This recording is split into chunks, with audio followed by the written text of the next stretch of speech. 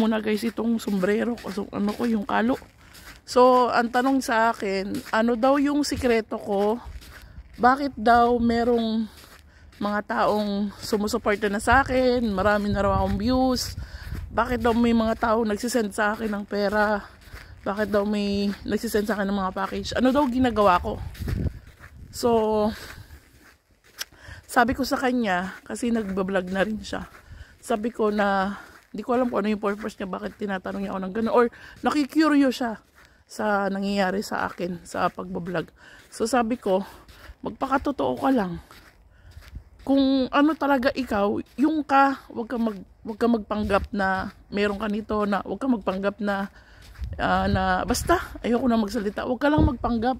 Magpakatotoo ka, ipakita mo kung ano ka talaga sa pagbablog mo. Kasi pag ganun ka, mas magugustuhan ka ng tao, kasi alam ng tao yung mga tao mga nagpapanggap lang sa pagbablog. Matatalino ang mga netizen, matatalino ang mga tao na nagkukunwari ka lang sa pagbablog.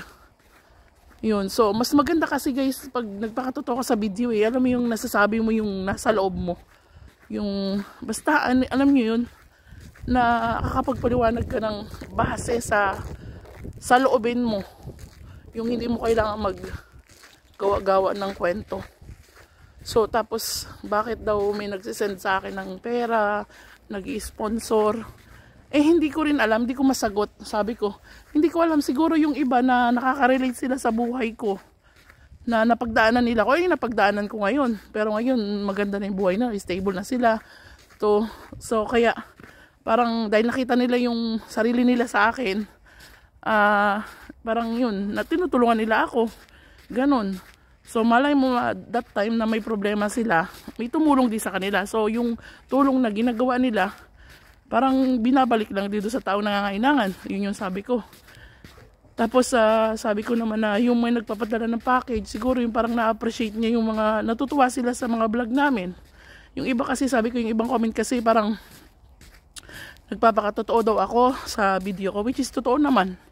Sinasabi ko kung ano yung buhay ko talaga dito. Ayokong magpanggap na I have a good life dito sa Europe, na nasa Europe may asawang apam, pero nagkukudkud pa din. So hindi ako katulad ng iba guys. Kung ano yung nakikita nyo ngayon, napapunta ngayon ako sa trabaho, magkukudkud. Ito yung buhay ko dito sa Romania. At hindi ako nagko-complain na, hindi po, ay andulas, Diyos ko po. Hindi ako nagko-complain sa buhay ko dito. Kasi ito yung naka-ano sa akin naka-tadhana na ano sa akin.